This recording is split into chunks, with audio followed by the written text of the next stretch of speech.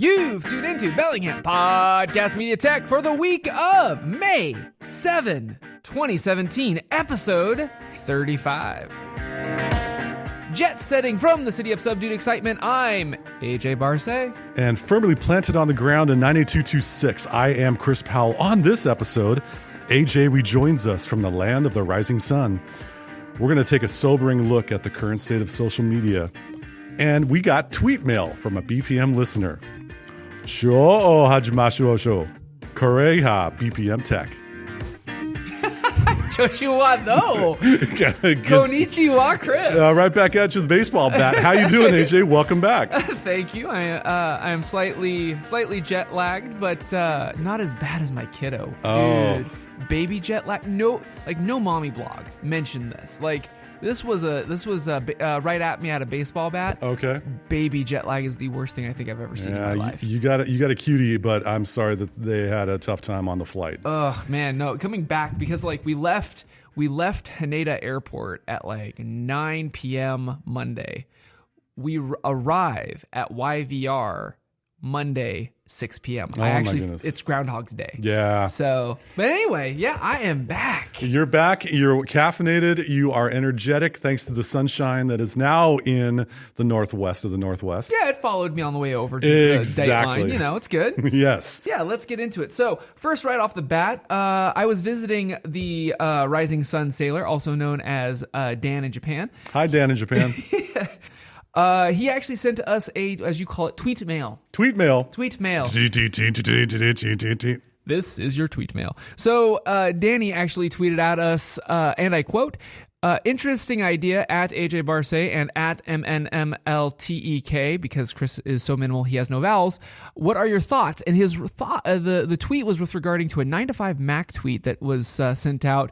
Quote, majority of 9to5 Mac readers would be happy with MacBook Pro style approach to Touch ID and the iPhone 8. What does that mean, AJ? So to kind of let this simmer a little bit, right now the internets, the tubes, yes, are all abuzz about the next iPhone, the iPhone edition. Yes. Because this is, as we've previously reported, this is the 10th anniversary of the iPhone, and it is suspect that Apple will do something innovative. Get my inner Ivy. My inner Johnny Ive. Something brand new, never been done in aluminium. So with regards to this, the current iPhone has a physical button, or a physical place that you place your thumb to unlock your device. Whereas if you look at the new MacBook Pro with the Touch Bar, which we also previously reported, there is just a little glass square chitlet that you put your thumb on, and that's how the Touch ID is activated. Now, if we contrast this to, say, Samsung or even the Pixel, I got my hands on a Pixel. That's a totally different topic. But you may have a physical square, Samsung is kind of an elongated you have a surface area. Yeah, surface area. It looks like a Trident piece of gum, to go with my analogy of candies here. Versus the Pixel, you have basically a Touch ID on the back, which some people don't like the whole touch thing on the back thing. Yeah, we may talk about that in the future sometime, but that's Android. Right. So the interesting thing that you and I were talking about this tweet is with regards to the idea of having just a notification area baked into the device, and that got us talking. The way that the MacBook Pro works is that whole bar is a separate OS than Mac OS. That is actually like Watch OS, for lack of a better term. It's literally what is on the watch, the Apple Watch, baked into that bar. And it led us to kind of have this conversation. What if our devices don't just have one operating system going forward? What's to stop Apple, or what's not to stop Apple from having watchOS being a physical dock baked into one part of our display? I mean, Lord knows, look at your gargantuan. You have enough real estate. I do. What if we nuked that black bezel area and just make that another screen and have that be like a springboard? It's a total opportunity to get more notification opportunities, to get more abilities to receive information, a better screen size for the wider pixels per square inch. Right. I can see it being a wonderful innovation. Here's how you can merge two OSs that you are currently in full-on development with. And I would think this, to eliminate a physical button could be advantageous. However, if something gets cracked, that you're going to have a bad time. Gee, I'm broadcasting to you today on a brand new iPhone SE 128 gig. Yes, Chris is very happy because it was driving him nuts about my cracked screen. Pretty much, yes. For months. But here's the thing. So, like, I dropped my iPhone SE. It is the same screen as the 5, the 5S, now the SE, and the SE reboot, for lack of a better term. Like, it is all the same part. It is $55.95 pretty much anywhere you want to order a screen.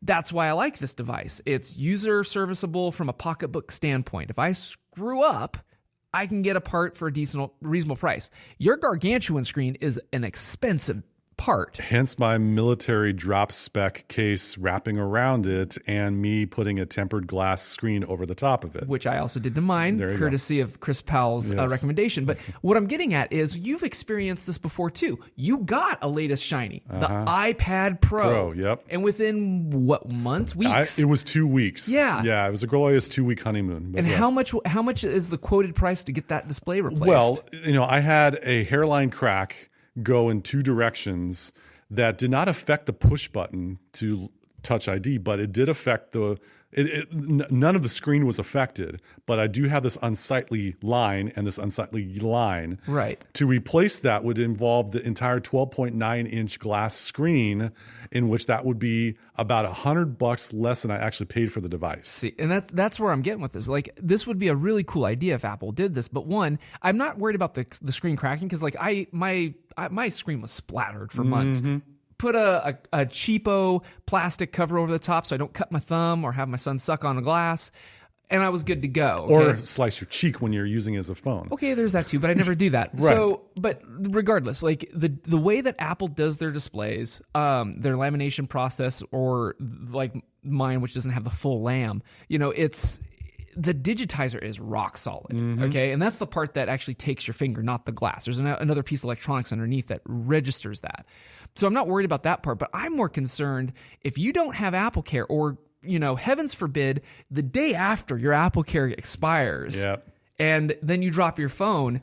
How much is that type of thing where you have a combo display with 2 different OSs, maybe 2 different digitizers? I don't know. Like, that's an expensive part, but I'm not chasing the new shiny. So anyway, Danny, make a long story short, I think the idea is cool. My only concern is replacement cost, because I'm a function over form guy. Yeah. I like design like the next person, but when it comes to brass tacks, for somebody like me who's going to have a device for a while, I want this thing to last, and you and I both know, Chris and Danny, that you never buy the first generation of anything Apple. So it would be something I would have an eyebrow and look for the S model if it ever comes to fruition. The other thing is, getting back to the initial topic of what do we see these slabs of glass and aluminum being in the future? Like, the new Galaxy 8 actually is a pretty cool looking design. I mean, are we destined to have just slabs of aluminum and glass in a candy bar shape? Like, this tweet kind of intrigued me from Danny largely because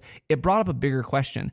What is a smartphone going to look like in the next 12 to 24 months? Like, are we on the verge of this style is basically the Motorola V3 flip phone razor. Like, this is the design that everybody can go for. What's the iPhone? Like, what's the next iteration of form factors? My curiosity. I'm going to go with, I believe the market's going to dictate, due to all these cracked screens, due to all these dinged up, scuffed up drops and such, we're going to get something that, what is the toughest material? Like adamantium from Wolverine. Yeah, right. Somehow they'll come up with some kind of scratch-proof exterior and to have some kind of like unbreakable glass. I know they got it out there. You see it on armored vehicles for the bulletproof glass. To be able to have something, because when Apple demonstrates their amazing slow motion photography of the view of their phone, no one in their right mind is going to just have a naked phone. You're going to put a case on it. Yeah. And when we get to that point where we can have a smaller phone that can connect to a bigger screen so we have more real estate that is indestructible, that's the next iteration or the next stage in the evolution. Well, I guess we're too pragmatic because Johnny Ive's probably cringing at our podcast because that's not good design. I don't know what you're It's talking not about, thin Chris. enough. Yeah. Chris, I guess- that's why I'm me and you're you. Right, and I guess that's the thing that I'm always skeptical about with regards to Apple. I mean, they're design focused. They're not durability focused, if that's a good analogy. They're all about the sexy as opposed to the durable. And quite frankly, I am one to get me a half-inch thick slab of aircraft aluminum, and a screen that or titanium, thank you. They used to do titanium, right? Yes. The MacBooks. Mm-hmm. I think you're right. Like, I'd love to see the materials change. I guess is my big thing. Like that would be a nice, good iterative step in design and form and function. Stay tuned for a post WWDC breakdown of the new iPhone announcement. Sure, in June. But until then, you can listen to us on KMRE 102.3 FM low power. Community radio here in Bellingham, Washington. And on that note, let's talk about something that is near and dear to both of our hearts. And by hearts, I mean my blood pressure always gets raised. Social media. Social media. So social media is always, especially since our United States elections, have definitely come to the forefront of a topic of debate and agony and crosshairs. Whether it's regards to algorithms changing how we see our news feed or ads being injected in your Instagram or whatever, social media has become this big topic of debate that people love and hate to laud and bash. I mean, do I have a Facebook and Instagram? Absolutely. But the thing that I want to talk about isn't social media and the algorithmic part. It's about more of the privacy and the ability to share things without it being this public soapbox in the middle of the public internet square. And I've mentioned this app before, and it's an app called Path. I've been on it for 5 years. Over 4,000 moments I have shared on this platform. It's probably the longest social network that I've actually used for personal stuff. When I see Facebook and Instagram, for me as a photographer, it's for me to stump my wares. This is for me to promote what I'm doing, where I'm traveling, my Patreon, BPM, projects. It is not anything personal about me at all. It is solely a bulletin board, like when you go to a college campus, room for rent, and you rip off a tab. That's how I use social media. I don't care about anything else. I don't use it for connecting and sharing from old friends in the past. Don't care. But many millions of people do. I know. And that's where I think things have gone awry. And full disclosure, the views expressed here are not that of BPM or of Chris Powell. It is of me. Path recently did an update where now Path is in beta to be publicly viewable. You can have your Path, all of those tender moments that you may have had a select, in my case, 15 friends around the world that you've shared moments with, you can actually make it publicly viewable. And I think this is a huge leap because Path has always been this darling of the tech community for over 5 years, of being this very personal, intimate network. I mean, you can mark when you go to sleep. Okay, you can see the books that you're reading, the movies that you're watching. These are things that, you can do on Facebook, but there's no instant, like when you go to bed, Chris. Like we talk about people, it's like when you go traveling, you don't post that you're abroad. Why? Your house is available for, busting in. Path has always been on this closed ecosystem. It was device to device. You couldn't access it through a web portal until today. Now, you could always share, like on the flip side of it, well, what if I have something on my Path and I want to share it to my Facebook? You've always been able to share out. You can share a moment, but you can't share your entire Path. And now that's changed. And it's gotten my blood pressure up. Have I opted into this new thing? Absolutely not. It's still behind a walled garden. But it leads me to consider this, Chris. Let's say you are a private, reserved, minimal guy. Maybe you're into black hoodies. You know me well. Okay? And perhaps, because you do not have a Facebook, but I do happen to know you do have a Path. You don't use it, but you do have an account. Do I? Yes, you do. Oh, I guess I do. You forgot. I forgot. I activated it one time to try it out, and I'm like, I forgot the password. Exactly. Maybe after the show, you might revisit that. But here's the thing. Let's say you had an account, and let's say you were very boisterous in various affairs, whether it's about politics or whether it's about your faith or whether it's about other things that you don't want the great googly mooglies of the world to have out there. And now here's a company that is, it's an American-based company, but they're held by an Indonesia firm for investment, for lack of better terms, what is to stop them, much like any other platform that we've reported, for them to just say, let's just make it public. Let's change our terms of service. And now have all of that information out there. I would be very sad and stunned, and I would be very wounded because I put trust in that. However, I've gotten comfortable with the fact of today's day and age, these free online platforms that we set up an account for, and I'm looking at you, Gmail, and I'm looking at you, Google and Facebook and Twitter and all these free massive monoliths of accounts. We set up a free account, but in that end user license agreement, codename EULA, it is said in that legal speak that whatever we put in there, they can use at their discretion or target ads based on what I put out there. And that gives me cause for concern. And to pay for something, that could be a sign of the times, to be able to pay for our privacy, which is going to be a bad turn of events for the internet in what its initial intention was meant to be. Because sharing is caring. Sharing is caring.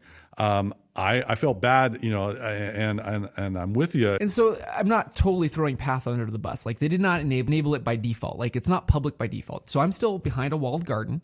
But I was very shocked when I had you in my office. I was like, oh yeah, Path, you can't go through a web browser. All of a sudden my feed shows up in front of you. And I'm like, whoa. What happened? Yeah. And it's in beta. But no, like, it's gotten to this point where companies are seeing the monetization of a person is not a person. You're a brand. We've all heard this, Or you're Chris. a product. You're a product. You're a brand. Yeah. Like, you got to promote your brand, Chris. No. What happens?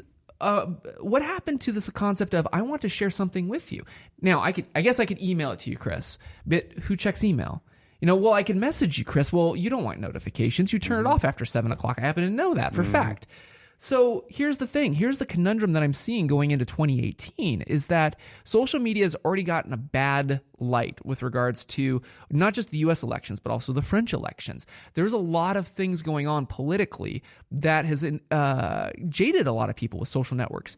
They're not social networks. They're not social media. It's media. Like, for lack of better terms, it's media. Dare we say mainstream media? Sure, it is mainstream with over 200 billion gajillion users. My question as a tech that has gotten my blood pressure up is, how are we supposed to communicate effectively with small groups of people in multiple time zones that is not the public soapbox in the public square where you stump your wares? I don't want to be treated as a brand. Treat me back as an individual. I want to be able to share something with you, Chris Powell, that isn't necessarily text message, because that's one-to-one. But maybe, maybe I have my wife is also in on this. So what, we do a group text? Who likes group texts? Nobody. That turns into that email mega thread that I've written about and have much derision about. Yes, on quiet conversations. Yes. But you see where I'm going with this. We've essentially gotten into this echo chamber now, where we all are expected to, when we do our social media, that it is on this big mega network. Well, how am I supposed to communicate? Like, I have a small group of people that I care about, 15 people around the world. You're one of them, even though you don't use Path, but that's fine. Thank you. But here's the thing. We all kind of have common ties. We all kind of follow each other, and we're all one tribe, okay? And I guess that's where I'm getting to is, if you have little digital tribes, how are we supposed to communicate in a fashion that is behind a wall, that we all have common sense of each other, and we want to share things that are personal, things that we don't want to have on the public web? And I get it. Facebook you can lock down, and I know lots of people that do. But again, Facebook is a publicly traded company. That means anything I put up there, like you just said, I'm ad revenue to them. How do we get around it? Slack? It's a tough question, and there's got to be some type of network made available that is not owned by a company. There are people that I am friends with that document their life multiple times a day with the food, with the events, with what they're doing their autobiography and they want everyone to see. And that's great, but it concerns me because it raises a question that I've been battling for a while because I'm one of 8 people around the world that does not have a Facebook account.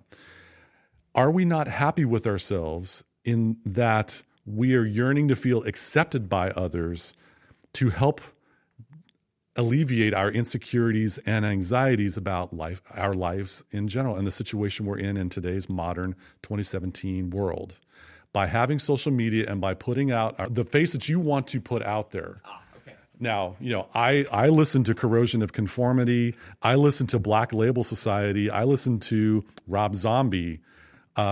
Yes, folks, I do listen to hard rock heavy metal, but I usually don't broadcast that, no pun intended, everywhere I go because that may get a skewed vision of me. However, I like ambient music. That's a little bit easier to portray. For people to be able to share their lives helps them cope with their lives. Right. If we have some kind of mechanism where we own it and we choose what to display that is not owned by another company, that's where mesh media can finally. Ooh, boy, yeah, you're like here first, one. folks. I like that one. Mesh media distributed as opposed to centralized, where the big F is not storing all that data, where it is stored on our devices that we personally own. That could be a step forward. That would be cool. And with a protocol, which is a series of computer nerd directions and processes. I like the processes and the nerdums. To be able to go from here to Paris, France, to have a friend, to be able to share something in a way that no company owns that transmission, that could be a pretty cool thing. Yeah. So a decentralized Slack, a decentralized private, to try to have some kind of communication method not owned by anyone, as secure as we possibly can make it, encrypted, and to have our own customized levels of what we want to put out there. Yeah. I figure that could be a step towards a silver bullet. I mean, everyone's doing this not because they want to better humanity. It's because they want to get to $1 billion company and have 8 digits in their portfolio like Facebook. And they want to take on the big gun. There's a lot of Davids throwing slingshot rocks at Goliath. And these Goliaths out there that Facebook, Instagram, Twitter, Pinterest, name them, the big companies, they're commanding all of the revenue, all of the attention, and it's just turning up the volume everywhere we look because other websites, other people, it's becoming part of this noise collective. But we also have hashtag Snapchat streak. Like, people are addicted to the point where they feel like they're obligated to participate in this social facade. What I am arguing is that's all well and good. That, like I said, if you are a brand, if you are a tech consultant, a photographer, great. This is a place where you can broadcast your wares. That's the public square. There is a place for that. I'm not saying that Facebook, as much as I usually say, should fall down and collapse. What I mean by that is from a personal perspective. That is great for brands being able to communicate. The fact that we can communicate, if you're not happy with an airline, you can tweet at them, okay? And you get direct response. And as a consumer, that's great. We actually are being heard. Cool. Our government, same way. We can tweet things to our government or to our favorite band. Be careful. Oh, yes. Be careful about that. But, you get what I'm saying. The open line of communication, we have more transparency with companies. That, I think, is good, okay? What I'm saying is that is a business. I want personal, and that's where I think Path is kind of straying from its path. So I want to use an analogy, and it occurred to me as I'm listening to you talk about this. We have used, the internet is turning into the yellow pages. Yes! And we need a white pages, which only has residential listings. And how do we get the internet white pages so that we can find out where... Yeah, go for it. Yeah, no, the white pages. And on top of that, I want to be able to unlist myself. Yes. Or create your own directory. Yeah, exactly. Like, so that's a good analogy. The big blue bar is the yellow pages. It's the blue pages. Mm-hmm. Yeah. And yeah, I guess that's what I'm longing for. And it's driving me nuts because even when I was traveling, okay, like I see this all the time. And I did a joking picture. You'll probably see it on my Patreon. That's patreon.com/AJ shameless plug time. But where everybody's just glued to their phone. And I've seen this everywhere I travel. You've spent thousands of dollars to fly around the world just to be bored with your phone? Stop it. Yeah. Look around, experience things. See the old gentleman who's probably 80 years old in the morning as you get your morning cup of coffee in a foreign country, just to see him walk out, grab a broom that he probably handmade, and sweep the brand new cherry blossoms in Tokyo off of his stoop just to go back inside, probably have his cup of tea. Mm-hmm. I was probably the only one standing on the train platform that watched that. And now I get it. I am a gaijin. I am a foreigner. And I find that novel. Everybody else doesn't. But it doesn't matter. If I flip it on its head and I say here in the U.S., how many times when you go from school to work or work to home that you find yourself wanting to be distracted by the shiny aluminum and glass? And that is the problem that I have with a lot of this. And I think a lot of people, if it comes right down to it, they do have a problem. And I think they could probably acknowledge it. But the thing is, it's tough to admit that.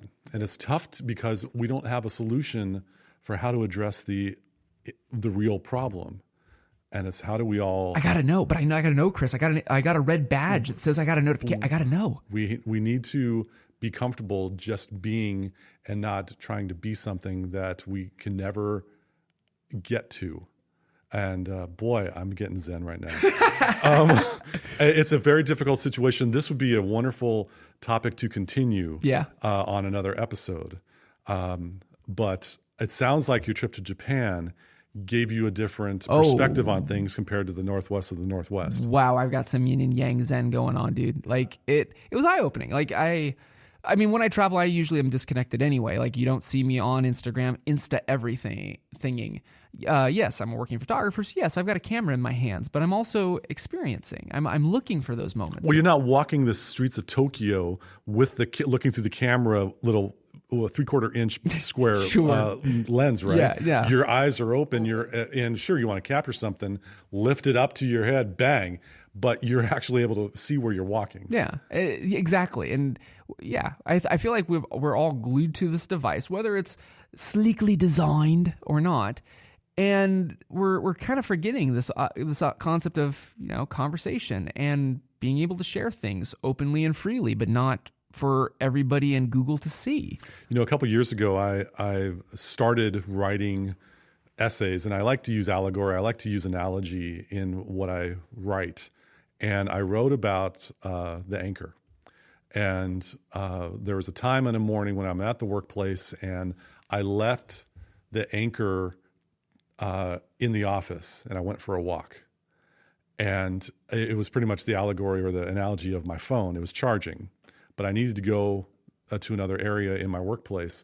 And I just observed everything with eyes open, and I didn't have that safety net for emergencies. I didn't have that boredom killer to check news or any kind of, did anyone like whatever I did, or did anyone retweet anything that I did?